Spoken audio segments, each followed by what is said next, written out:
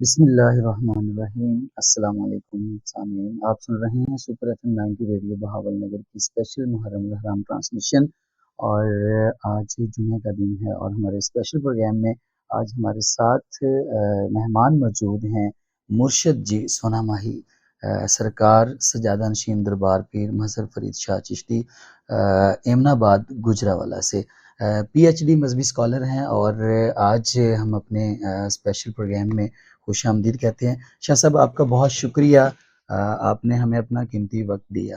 تو شاہ صاحب آج جمعے کا دن ہے، تو جمعہ کی فضیلت کیا ہے جو کہ کچھ لوگوں کو نہیں پتہ، ایون کہ مطلب کہ جمعہ عید کا دن ہے امت کے لیے، مسلمان کے لیے، لیکن جو ہے لوگ اپنے کام کاج میں مصروف ہیں اور جمعہ کی نماز کی پابندی بھی نہیں کرتے، اور جمعہ کی فضیلت کیا ہے امت مسلمہ کو تھوڑی سی روشنی فرمائیں۔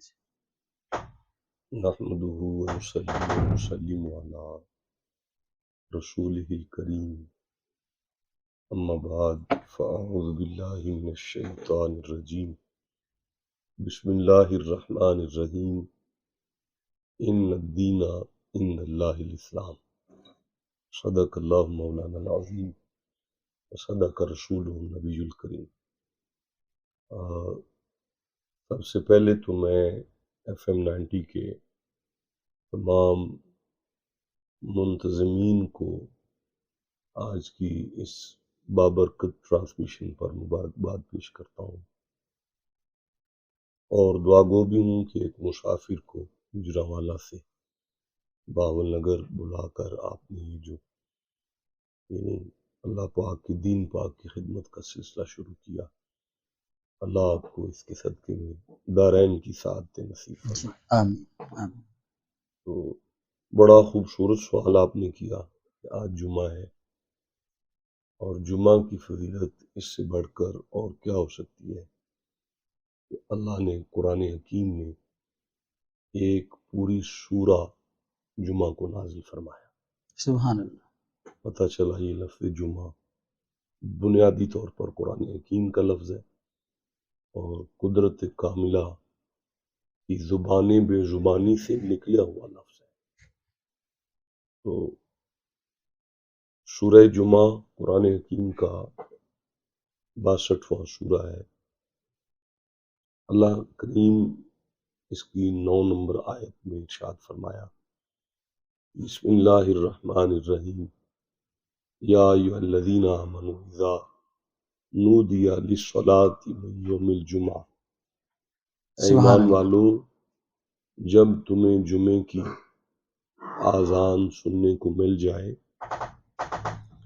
جب جمعے والے دن تم آذان جمعہ سن لو، فاسعوا الی ذکر اللہ، تو اللہ کے ذکر کی طرف دوڑ کر آؤ۔ یہ سبحان الفاظ اللہ ہیں قرآن سبحان اللہ۔ حکیم کے۔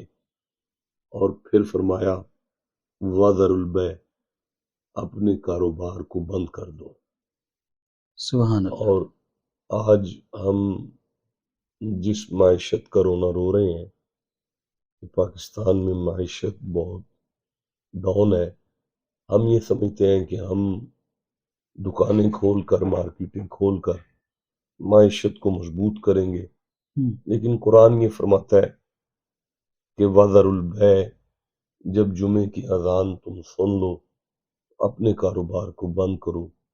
سبحان اور اللہ۔ پھر ساتھ اللہ کریم نے اس بات کی بھی ضمانت دی کہ ذالکم خیر لکم ان کنتم تعلمون، اگر تم علم رکھتے ہو تو پھر یہ تم سمجھو گے کہ تمہارے کاروبار میں برکت تمہارے پلاننگ سے نہیں آئے گی بلکہ ہمارے فضل سے آئے گی۔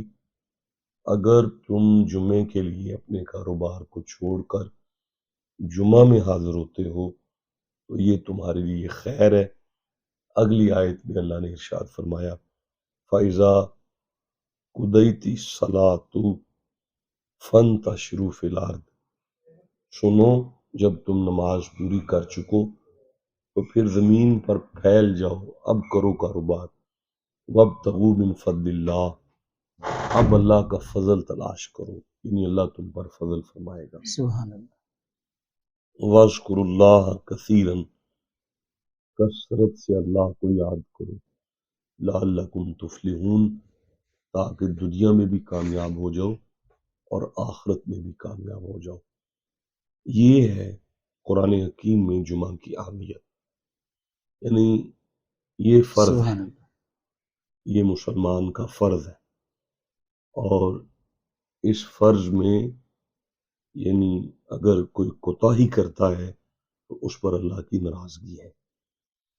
अब हदीस पाक में आते हैं, जी नबी मुअज़्ज़म ने इरशाद फरमाया, जुमातुल मुबारक में एक वक्त ऐसा आता है जब अल्लाह मोमिन की दुआ को कबूलियत का शर्फ बख्शता है। सुभान अल्लाह। ये देखें कि ये तो बात ठीक है, लेकिन वो लम्हा बताया तो जा सकता है कि वो लम्हा कौन सा है, जी लेकिन ये ना बताना भी हुजूर की रहमत है। बेशक नबी पाक आलमीन की रहमत बन के आए। बेशक। कुरान हकीम फरमाता है, लैलतुल क़द्र खैरुम मिन अल्फ़ि शहर, रमज़ान की रातों में एक ऐसी रात है जो 1000 महीने से अफजल है। बता ही नहीं गई, बता भी तो सकते हैं। जी बिल्कुल। जुमे में फरमाया कि जुमे में एक वक्त कबूलियत का है, बताया नहीं गया, कौन सा बताया भी तो वक्त है? जा सकता है। जी तो अल्लाह और अल्लाह के रसूल का हर काम इंसानियत की भलाई के लिए। जी बेशक ये पक्की बात है कि अगर मर्तबा ज्यादा हो तो मर्तबे पर सजा भी ज्यादा होती है। बेशक। सूरह अहज़ाब में अल्लाह नबी की अज़वाज से फरमाता है कि ऐ नबी की बीवियों, लस्तुन्ना का अहादी मिनन निसा, जमाने में कोई औरत तुम्हारी बराबरी नहीं कर सकती। लेकिन फौरन आगे फरमाया कि अगर तुमसे कोई ऐसी वैसी बात हुई तो तुम्हें सजा भी दुगनी मिलेगी। यानी अगर कोई साहिब मसनद है, अगर एक मुरीद कोई गलती करता है तो उसको वो सजा नहीं है। अगर वही गलती वही मसला उस पीर से सरजद होता है तो उसको सजा डबल है। सही। मतलब जिसका मर्तबा ज्यादा है उसको सजा भी ज्यादा है। सजा भी और जजा भी। अच्छा, ये समझ आ गई कि जहां मर्तबा ज्यादा हुआ वहां सजा ज्यादा हुई। जी अब अगर लैलतुल कदर या जुम्मे की वो घड़ी बता दी जाए कि भाई लैलतुल कदर ये है और जुम्मे की कबूलियत का वक्त ये है। अब अगर लैलतुल कदर जैसी आला वक्त में कोई बंदा गुनाह कर जाए तो अब उसकी सजा भी, अगर वो 1000 महीने से अफजल जजा है तो सजा भी 1000 महीने से अफजल होगी। ये भी हुजूर की रहमत है, अपनी उम्मत को जानते थे बेशक। कि अगर इनसे कोई उस वक़्त में गलती हो जाए तो मैं अल्लाह को ये तो कहूँगा ना कि अल्लाह इसे कब पता था कि ये लैलतुल कदर है। सुभान अल्लाह सुभान अल्लाह। तो ये है ना बताने की वजह, एक वजह ये है, और दूसरी वजह ये है कि अल्लाह पाक चाहता है कि मेरा बंदा सारा दिन मेरी याद में रहे, उसे यही पता यही रहे कि ये वक्त है कबूलियत का, ये वक्त है कबूलियत का, सुभान अल्लाह। ये वक्त है कबूलियत का। बेशक। यानी अल्लाह पाक चाहता है कि जुम्मा का दिन चढ़ जाए तो बंदा मोमिन 24 घंटे अपने मालिक के साथ राब्ते में रहे। सुभान अल्लाह। ये जुम्मे की थोड़ी सी फजीलत है। अच्छा शाह साहब, हजूर की औलाद से मोहब्बत कितनी ज़रूरी है? नबी मुअज्जम की आल पाक से प्यार का जहाँ तक ताल्लुक है, वैसे तो सारा कुरान इस घर में नाजिल हुआ जी बेशक। और कुरान में पॉजिटिविटी में कोई ऐसी चीज़ नहीं जो हुजूर की आल उसकी मिसदाक ना हो। बेशक। लेकिन आप इस वक्त अपने इस चैनल के ज़रिए से मुसलमानों को सूरह नमल में, जो कि कुरान हकीम का 27वां सूरा है, और उसकी 87 नंबर आयत में, 88 नंबर आयत में, 89 नंबर आयत में थोड़ा सा तवज्जो करवाएं, जिसमें कुदरत ने इरशाद फरमाया, बिस्मिल्लाहिर्रहमानिर्रहीम, यौमा युनफखु फिस्सूरी, جس دن شور پھونکا جائے گا، جس دن قیامت آئے گی، فَفَزِعَ مَن فِی السَّمَاوَاتِ وَمَن فِی الْأَرْضِ، گھبرا جائیں گے زمین میں اور آسمان میں جو کوئی بھی ہے. فرشتے گھبرا جائیں گے، غلماں حوریں گھبرا جائیں گے، چرند پرند درند انسان جن. فَفَزِعَ مَن فِی السَّمَاوَاتِ وَمَن فِی الْأَرْضِ، کائنات میں ہر شخص ہر شے جس دن شور پھونکا جائے گا گھبراہٹ میں آ جائیں گے.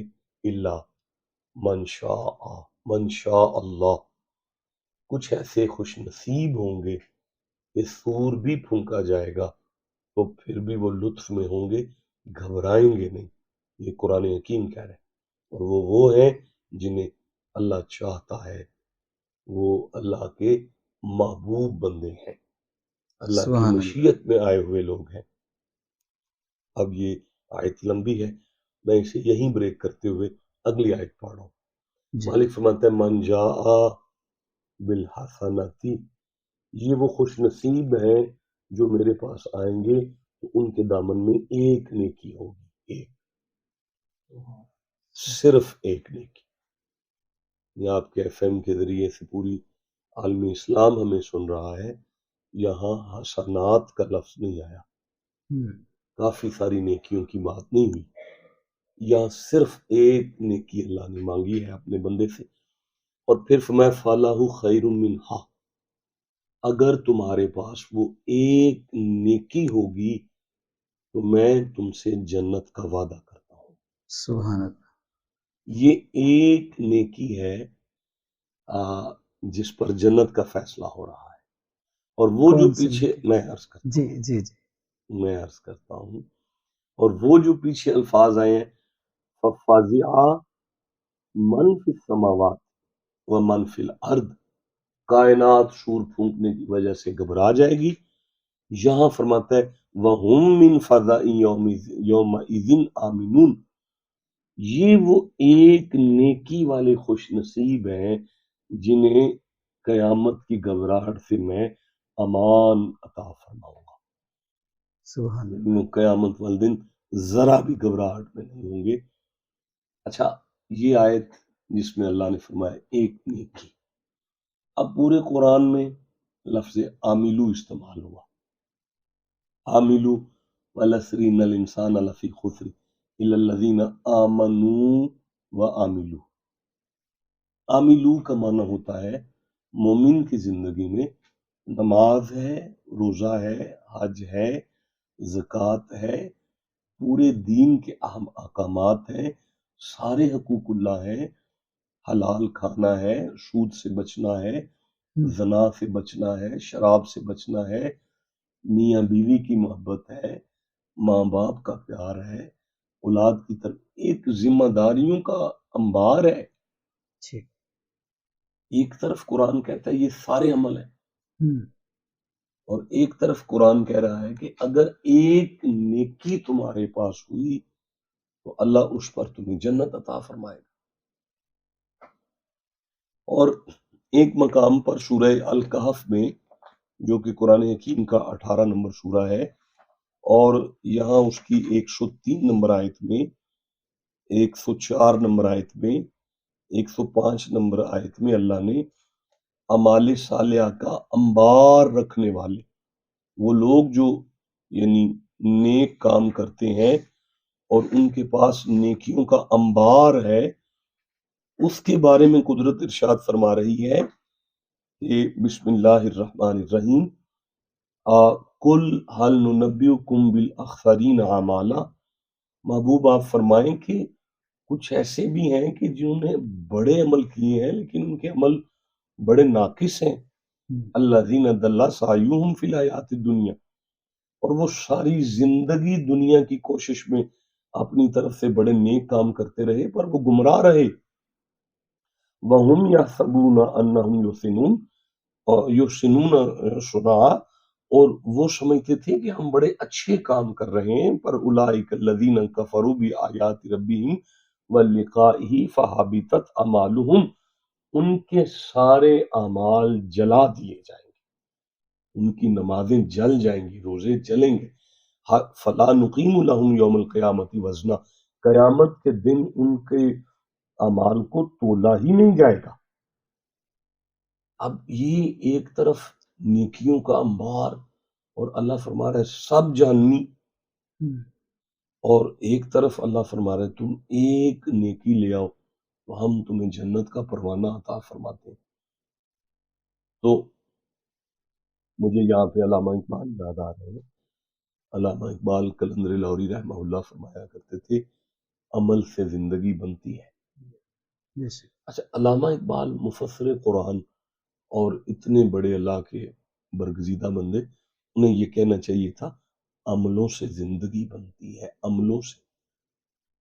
صحیح، علامہ عمل، اقبال قرآن سمجھتے تھے، وہ جانتے تھے کہ سارے عمل ایک طرف ہوں، لیکن اگر وہ ایک نیکی نہ ہوئی تو سارے عمل بیکار ہو جائیں گے، اور اگر وہ ایک نیکی مومن کے دامن میں آ گئی تو وہ ٹوٹے ہوئے عملوں کو بھی قبولیت کا درجہ عطا فرمائے گا۔ دیکھیں قرآن حکیم میں سورہ ملک میں مقصد تخلیق حیات پر اللہ نے دوسری آیت سورہ ملک سے ارشاد فرمایا الذی خلق الموت والحیات لیبلوکم ایکم احسن عملا۔ الذی، وہ اللہ ہے، خلق الموت، جس نے موت کو پیدا کیا، والحیات، جس نے زندگی کو پیدا کیا، لیبلوکم، اس لیے کہ تمہارا امتحان لیا جائے، ایکم، کون ہے تم میں سے، احسن عملا، جو میرے پاس ایک اعلیٰ ترین عمل لے آئے، سبحان اللہ، ایک اعلیٰ عمل، حسن عمل میں ایک بہترین، یعنی احسن there are 3 degree in every language is positive degree, comparative degree, the last degree is the most important degree, is called the superlative. یہ superlative آپ عربی میں سے گرامیٹیکلی صیغہ تفضیل کہتے ہیں، احسن، احسن، سب سے زیادہ خوبصورت عمل۔ تو یہ آیت بھی اسی آیت کے ساتھ اٹیچ ہو رہی ہے کہ ایک نیکی۔ اچھا دیکھیں سورہ مبارکہ فرقان میں، جو کہ 25واں سورہ ہے قرآن حکیم کا، اور 70 نمبر آیت میں اللہ پاک ارشاد فرماتا ہے اِلَّا مَن تَابَ وَآمَنَ وَعَمِلَ عَمَلًا صَالِحًا، وہ مومن جس کے پاس فقط ایک اچھا کام ہے، ایک کام اچھا، فَأُولَٰئِکَ يُبَدِّلُ اللَّهُ سَیِّئَاتِهِمْ حَسَنَاتٍ، اللہ خود بدلے گا، یبدل، اللہ بدلے گا، یبدل اللہ، اللہ بدلے گا، سیئاتہم، ان کے گناہوں کو، حسنہ، نیکیوں میں۔ سبحان اللہ، اللہ فرماتا ہے اگر مومن کے پلے وہ ایک نیکی آ جائے تو اللہ اتنا کریم ہے کہ ان کے گناہوں کو نیکیوں میں بدل دے گا۔ سبحان۔ اچھا، اب ہم نے جتنا قرآن پڑھا ہے ہمیں دو گروہ نظر آ رہے ہیں۔ ایک وہ گروہ ہے جو نمازیں، روزے، حج، زکاتیں اور عملوں کا انبار اللہ کی بارگاہ میں لے کر حاضر ہوئے، اور اللہ کریم فرشتوں سے ارشاد فرما رہا ہے ملائکہ یہ جو نمازیں، روزے اور عملوں کا انبار لائے ہیں، اولئک الذین ذالک جزاؤہم جہنم، ان سب کو ان کی نمازوں کے ساتھ جہنم میں پھینک دو۔ اور ایک طرف وہ لوگ آئے ہیں جن کے پاس یہ اعمال کی وہ گرفت نہیں ہے، وہ کوانٹٹی نہیں ہے، نماز، روزہ، حج، زکوٰۃ وہ منکر نہیں ہے اس کے، لیکن وہ کوالٹی یا کوانٹٹی ان کے پاس نہیں ہے، لیکن ان کے پاس وہ ایک نیکی ہے۔ تو اللہ فرما رہا ہے فرشتوں ان کو جنت عطا فرماؤ۔ اب سوال یہ ہے کہ وہ ایک نیکی کون سی ہے؟ کون سی؟ جی دیکھیں دنیا میں ہر عالم نماز کے بعد اللہ کی بارگاہ میں کہتا ہے ربنا آتنا فی الدنیا حسنہ، اب اس کا معنی بھی وہی ہے اور یہ بھی وہی ایک آیت ہے قرآن. اے اللہ ہم تیری بارگاہ میں سے حسنہ کو مانگتے ہیں دنیا کے لیے، وفی الآخرتی حسنہ، اور ہم آخرت میں تیری بارگاہ سے حسنہ کی طلب رکھتے ہیں. یعنی نہ دنیا اس ایک نیکی کے بغیر چل سکتی ہے، نہ مومن کی آخرت اس ایک نیکی کے بغیر چل سکتی ہے. اب یہ نیکی کون سی ہے؟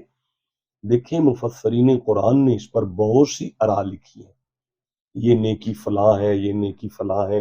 لیکن آپ اگر قرآن حکیم کو قرآن حکیم سے سمجھنا پسند کرتے ہیں تو آپ سورہ عاشوراء کو نکالیں، 42واں سورہ ہے، اور آپ اس پر 23 نمبر آیت کو پڑھیں.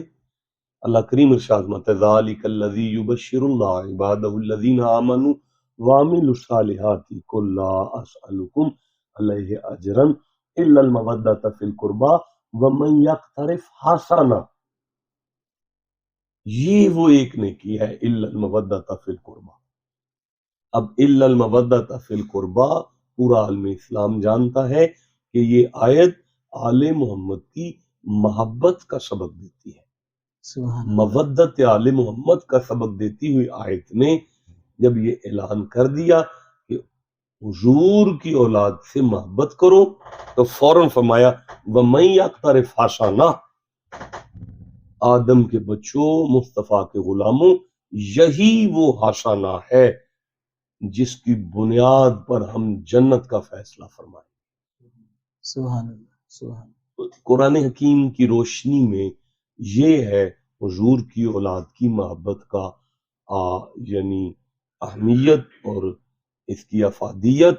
اللہ کریم فرماتا ہے اگر من یقترف حسنہ، اگر تمہارے پلے یہ ایک نیکی آ جائے، نزد لہو فیہا حسنہ، اگر وہ تھوڑی ہوگی تو ہم اسے زیادہ کر لیں گے، ہم اس میں خوبصورتی بڑھائیں گے. اور پھر اللہ فرماتا ہے دیکھو واشکروا لی، ساری مخلوق میرا شکر ادا کرے. سبحان اللہ. لئن شکرتم لازیدنکم، اگر تم میرا شکر کرو گے تو میں تمہیں برکت دوں گا، زیادہ دوں گا.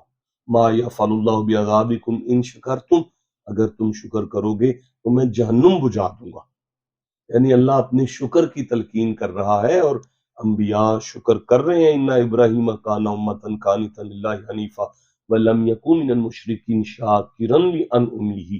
دیکھیں ابراہیم ہر قدم پر اللہ کا شکر کرتے ہیں. فخذ ما آتیتک یا موسیٰ، فخذ ما آتیتک ان اصطفیتک علی الناس برسالتی و بکلامی فخذ ما آتیتک وکن من الشاکرین. حضرت موسیٰ اللہ کا شکر کرتے ہیں. فتبسم ضاحکا من قولها قال ربی اوزعنی ان اشکر نعمتک التی انعمت علی وعلی والدی. سلیمان اللہ کا شکر کرتے ہیں، لیکن اللہ اس آیت میں فرما رہا ہے اگر مسلمان وہ ایک نیکی لے کر قیامت کے دن اللہ کی کچہری میں آ جائیں تو ان اللہ غفور شکور، شک نہ کرو وہ اللہ گناہگار کے گناہ بھی معاف کرے گا اور اللہ بندے کا شکریہ بھی ادا کرے گا. سبحان اللہ، سبحان اللہ. اب یہاں شکر کا معنی ہوگا اللہ انسان کی قدر کرے گا. جس دل میں حضور کی محبت آ جائے اور حضور کی آل کا پیار آ جائے، علی بادشاہ کا پیار آ جائے، حسنین کریمین سے مودت آ جائے، سیدہ پاک کی غلامی آ جائے، اللہ فرماتا ہے اس ایک نیکی کی بنیاد پر ہم اسے جنت عطا فرمائیں. سبحان اللہ، سبحان اللہ. اچھا شاہ صاحب یہ جاننا چاہیں گے ہمارے سامعین، سوگ 2 دن سے زیادہ جائز نہیں، تو آج کا یہ جو رونا، یہ مطلب آپ اس پہ تھوڑی سی روشنی ڈالیں کہ سوگ جو ہے وہ کتنے دن کا جائز ہے؟ بڑا خوبصورت سوال کیا آپ نے. آج اسلام کے اندر کچھ لوگ، کچھ دوست ہمارے کہتے ہیں کہ امام حسین کی یاد میں جو آپ لوگ روتے ہیں، اشکبار ہوتے ہیں، یہ جائز نہیں ہے. تو میں عرض کروں گا اللہ فرماتا ہے اِنَّا أَوَّلَ بَيْتٍ وُضِعَ لِلنَّاسِ لَلَّذِي بِبَکَّةَ. اللہ نے اپنا ایک غار انسانیت کے لیے جس سرزمین پر بنایا وہ بقا ہے، بقا۔ اچھا، مکے کو قرآن میں بقا کہا گیا، حالانکہ میم کا لفظ قرآن میں موجود ہے، اسے مکہ بھی کہا جا سکتا تھا، لیکن بقا کہہ کے اللہ نے مکے کو، یہ بقا لفظ جو ہے یہ آہو بقا سے ہے، آہو بقا، گریہ داری، رونا دھونا۔ تو اگر اللہ کو رونا پسند نہ ہوتا تو اللہ کبھی بھی مکے کو بقا نہ کہتا، یعنی اللہ کو رونا پسند ہے۔ آپ یہ دیکھیں کہ میڈیکل سائنس میں جو بچہ پیدا ہوتا ہے، اگر وہ پیدا ہونے کے فوراً بعد روتا نہیں ہے نا تو سمجھ لیا جاتا ہے کہ یہ بچہ چند منٹ کے بعد مر جائے گا۔ پتہ چلا رونا ہی زندگی کی دلیل ہے، اور اگر رونا ناجائز ہوتا تو آدم 350 سال روتے نا۔ اچھا، اب کہتے ہیں کہ زندہ اور جاوید کے لیے رونا تو نہیں چاہیے، حسین تو زندہ ہیں، ان کے لیے رونا کیسا؟ اگر زندہ کے لیے رونا ناجائز ہے تو کیا یعقوب نبی کو نہیں پتا تھا کہ یوسف زندہ ہے؟ اور اگر یعقوب نبی یوسف کی جدائی میں رو رہے ہیں تو پھر اس لیے نہیں رو رہے کہ یوسف مر گئے ہیں، بلکہ جو یوسف پر ظلم ہوئے ہیں ان ظلموں کی وجہ سے حضرت یعقوب کی بینائی ختم ہو گئی۔ جہاں تک کربلا پر رونے کا ذکر ہے تو 40 سال امام زین العابدین دنیا میں زندہ رہے ہیں، 40 سال امام کی آنکھیں خشک نہیں ہوئی، روتے رہے۔ اب آپ نے جو حدیث پیش کی ہے کہ حضور نے فرمایا 2 دن سوگ، 3 دن سوگ ہے، 3 دن کے بعد سوگ نہیں ہے۔ آپ ترمذی اٹھا لیں، امام ترمذی سیاستہ میں سے ایک امام ہے۔ امام ترمذی فرماتے ہیں کہ نبی معظم نے ارشاد فرمایا کہ جس دن کوئی اللہ والا، اللہ کا قریبی شخص دنیا سے جاتا ہے تو 40 دن تک اس کا مصلی اس کی یاد میں روتا رہتا ہے۔ آسمان روتا ہے، زمین روتی ہے 40 دن مسلسل، اور آسمان کے فرشتے 40 دن روتے ہیں، اور جس دروازے سے اس کا رزق آتا تھا وہ دروازہ روتا ہے، جس دروازے میں اس کے اعمال جاتے تھے وہ دروازہ روتا ہے۔ اور یہ یعنی اچھا، اب آپ مجھے سورہ دخان سے ایک آیت یاد آ رہی ہے جس میں یعنی اللہ کریم نے ارشاد فرمایا فما بکت علیہم السماء والارض۔ یہ فرعون کے بارے میں اور فرعون کی قوم کے بارے میں آیت ہے۔ مالک فرماتے ہیں ان پر آسمان اور زمین تو نہیں روئے، یعنی اللہ کریم فرماتے ہیں اگر کوئی بدبخت انسان دنیا سے جاتا ہے، اب ہم قرآن پڑھ رہے ہیں، اللہ کریم فرماتے ہیں جب کوئی بدبخت انسان دنیا سے جاتا ہے تو زمین آسمان تو نہیں روتے۔ اب اگر یہ آیت کہہ رہی ہے کہ فرعون دنیا سے جائے تو آسمان زمین نہیں روتا، اور مانا ہوگا اگر موسیٰ کا وصال ہوتا تو زمین آسمان بھی روتے۔ یہ ایک لڑی چل رہی ہے، ادھر شیطان ہے تو ادھر آدم ہے، ادھر موسیٰ ہے تو ادھر فرعون ہے، ادھر ابراہیم ہے تو ادھر نمرود ہے، ادھر ابو جہل ہے تو ادھر مصطفیٰ ہے، اب ادھر حسین ہے تو ادھر یزید ہے۔ تو اب اس آیت کے حوالے سے ہم یہ سمجھ سکتے ہیں کہ اگر یزید مرے تو کوئی نہیں روتا، لیکن اگر حسین جیسا مرے تو زمین و آسمان روتے۔ نعوذ باللہ، نقل کفر، کفر نباشد، اللہ مجھے معاف فرمائے۔ امام حسین جیسے کی اگر شہادت ہو تو زمین و آسمان روتے ہیں۔ تو عرض کرنے کا مقصد یہ ہے کہ اب دونوں احادیث میں تطبیق کر لیں۔ پہلی حدیث یہ ہے 3 دن سے زیادہ غم نہیں ہے۔ اب مجھے بتائیں کہ میرے والد گرامی رحمہ اللہ مظہر فرید شاہ صاحب کو 3 سال گزر گئے، آج بھی کوئی ویڈیو سامنے آتی ہے تو میں پرنم ہو جاتا ہوں، تو کیا میں گناہگار ہوں اس معاملے میں؟ اسلام انسان کو اتنا مجبور تو نہیں کرتا۔ دین متین تو بڑا شفیق دین ہے. آپ میاں چودھری اجمل صاحب تشریف لائے ہیں. جی میاں صاحب کی والدہ کا انتقال ہو گیا ہے، ان کو جب بھی اپنی ماں کی یاد آئے گی آنکھوں میں آنسو آ جائیں. جی تو اب وہ حدیث کدھر گئی کہ شوق تو 3 دن سے زیادہ نہیں ہے. تو ادھر وہ 40 دن آسمان و زمین بہشت اور یہ کیا فرشتے اور ملائکہ اور یہ مسلح اور زمین رو رہی ہے. اس میں تطبیق یہ ہوگی کہ یہ جو ہم موت کے بعد کسی گھر میں فوگ کی انوائرمنٹ میں اپنے کاروبار ختم کرتے ہیں، اپنی زندگی معطل کرتے ہیں، اس پر حضور نے فرمایا 3 دن سے زیادہ نہیں کرو.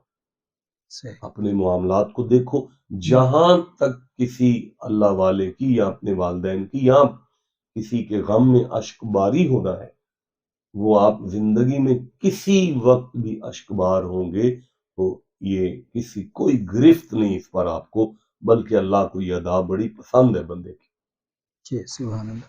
اچھا شاہ صاحب تھوڑا سا ہماری اور رہنمائی کیجیے، واقعہ شہادت پر روشنی کیوں لوگ روتے ہیں، اس سے بھی تھوڑا سا آپ ہماری رہنمائی فرمائیں. دیکھیں جی، گزارش یہ ہے کہ جہاں تک واقعہ شہادت پر رونے کے انس استزان ملک المطر ربہ یعذر النبی صلی اللہ علیہ وسلم.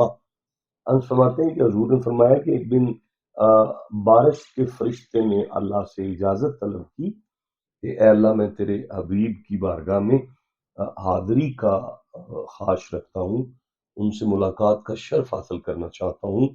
فرمایا فآذن لہ فکان یوم ام سلمہ کا، آپ کی زوجہ ام سلمہ ام المومنین کا وہ دن تھا، آپ ام سلمہ کے گھر میں تشریف فرما تھے جب اللہ نے اس فرشتے کو حضور سے ملاقات کی اجازت دی. تو آپ فرماتے ہیں کہ فرشتہ کھڑا ہے، ام سلمہ دروازے پر ہیں، دروازے پہ کھڑی ہوئی ام سلمہ ہیں، اور اذا دخل الحسین ابن علی، اتنے میں حسین ابن علی اپنے نانا کے پاس آئے حالانکہ فرشتہ حاضر خدمت ہے.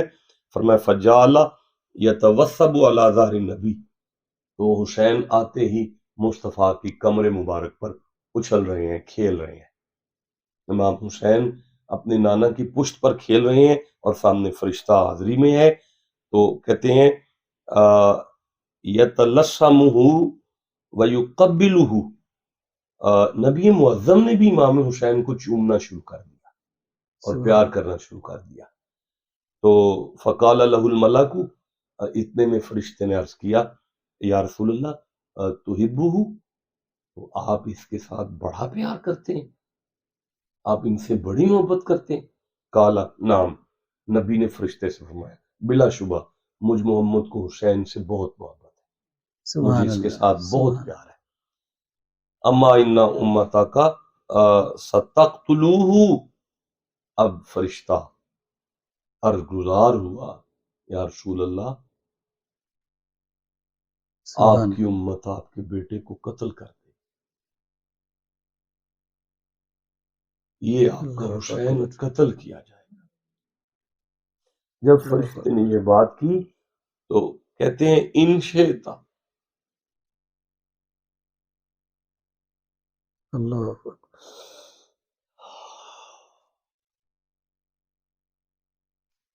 کہتے ہیں رونا نہیں چاہیے. آپ بتائیں کہ چومتے ہوئے حسین کو جس وقت فرشتے نے کہا ہوگا حضور آپ کا یہ بیٹا قتل ہوگا، ان شئتا ارأیتک المکان الذی یقتل فیہ، اس فرشتے نے کہا یا رسول اللہ کیا میں آپ کو وہ جگہ دکھاؤں جہاں حسین شہید ہوں گے؟ قال نعم، نبی نے فرمایا دکھاؤ وہ کون سی جگہ ہے جہاں میرا بیٹا قتل ہوگا. کہتے ہیں فقبض قبضة من مکان الذی یقتل فیہ، مصطفیٰ کے سامنے کربلا کو پیش کیا گیا، حضور کے سامنے کربلا کو لایا گیا. کہتے ہیں نبی نے اپنی زوجہ کو آواز دی، ام سلمہ، قال رسول اللہ یا ام سلمہ، نبی فرماتے ام سلمہ میرے قریب آ، استحولت هذه التربت، اس فرشتے نے کربلا سے مٹی اٹھا، نبی فرماتے ہیں مٹی سرخ رنگ کی تھی، کہتے ہیں نبی نے اپنی زوجہ سے کہا ام سلمہ استحولت هذه التربت دما، ایک دن ایسا آئے گا جب یہ مٹی مٹی نہیں رہے گی، خون ہو جائے گا، یہ مٹی خون میں بدل جائے گی، فَعْلَمِي أَنَّ ابْنِي قَدْ قُتِلَ، سمجھ لینا میرا بیٹا حسین قتل ہو گیا ہے اس نے۔ اب مجھے بتائیں کیا نبی چپ بیٹھے ہوئے؟ جن الفاظ پہ نبی کی آنکھیں میں آنسو آ جائے، امتی کی آنکھوں میں آنسو سنت سمجھ کے آنی چاہیے۔ کیا بی بی ام سلمہ چپ ہوں گی اس وقت؟ جن الفاظ پر نبی کی زوجہ کی آنکھوں میں آنسو آ جائے، امتی کو آنسو نہیں آئیں گے یہاں پہ؟ اب آپ فرماتے ہیں فَجَعَلَتَهَا ام سلمہ فی قرورۃ، بی بی ام سلمہ نے اس شیشی کو، ایک شیشی میں اس مٹی کو سنبھال لیا، ثم جعلت تنظر الیہا کل یوم، بی بی ام سلمہ ام المومنین روزانہ اس شیشی کو تکتی۔ اب مجھے بتائیں کہ وہ روزانہ تک کے نہیں روتی ہوں گی؟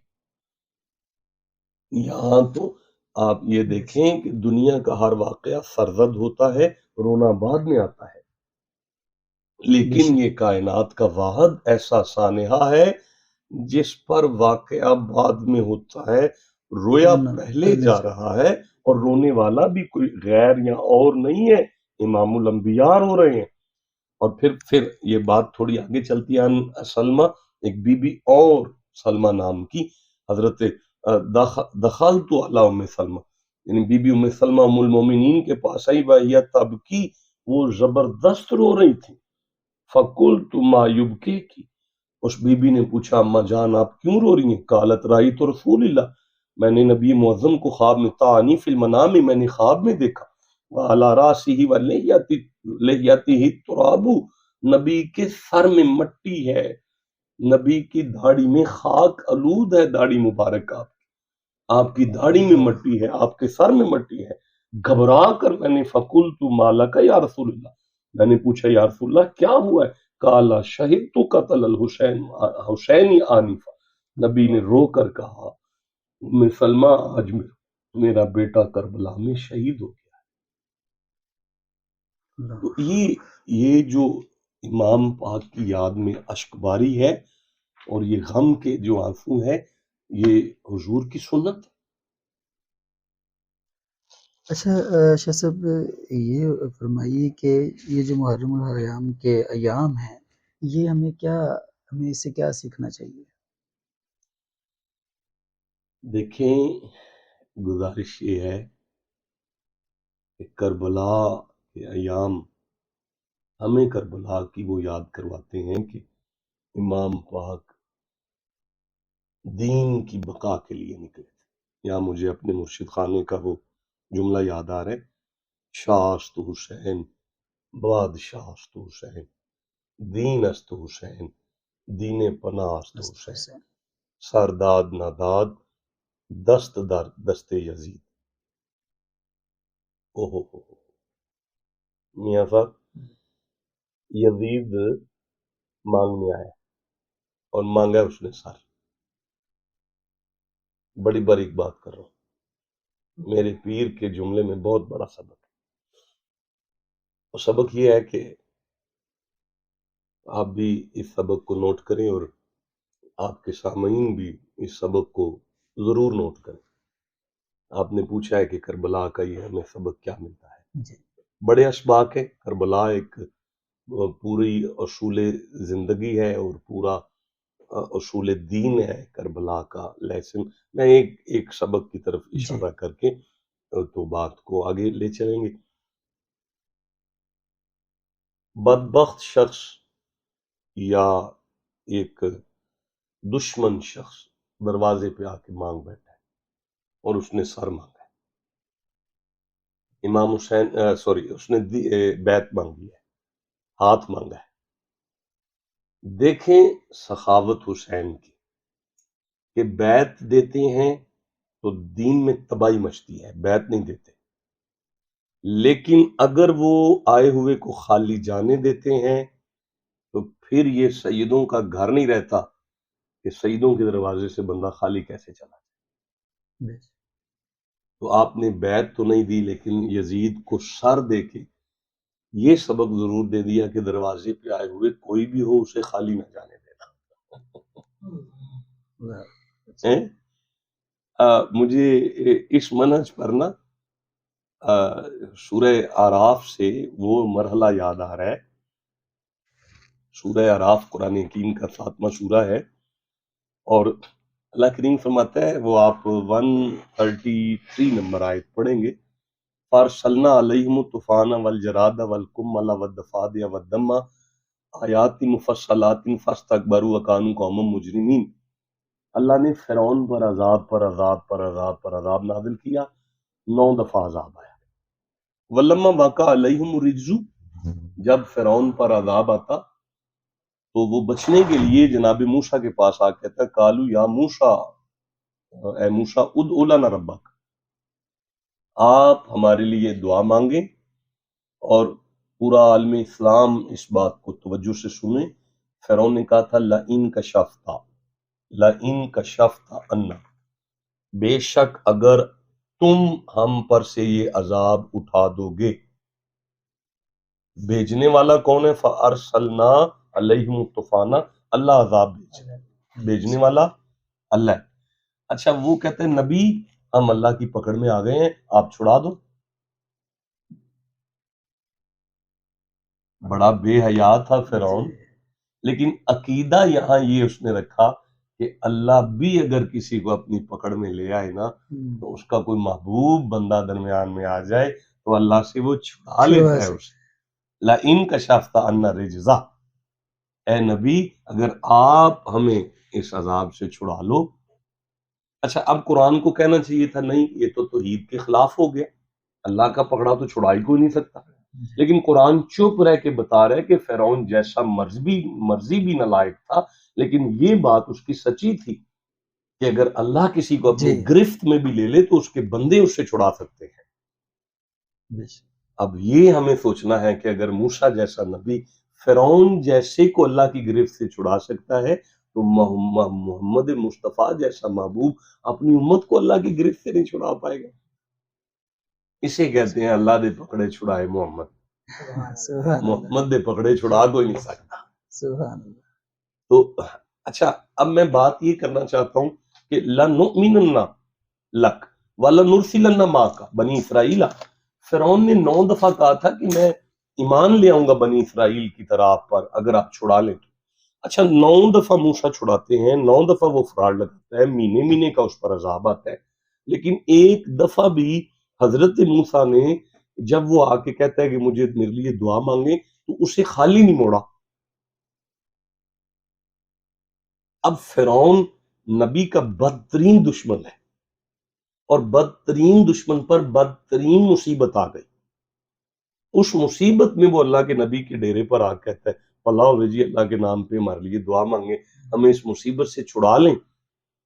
تو نبی کو تو چاہیے تھا بدترین دشمن مشکل میں ہے اسے بدلہ لیا جائے، لیکن اہل اللہ کے نمائندگان انبیاء ہوں یا آئمہ ہوں یا اولیاء ہوں، ان کی سیرت یہ ہے، کربلا کا لیسن یہ ہے کہ جانی دشمن بھی مصیبت میں دروازے پر آ جائے اس سے بدلے نہیں لیتے بلکہ اس کی مدد کیا کرتے۔ سبحان اللہ۔ آپ کا یہ سوال تھا۔ جی بہت شکریہ۔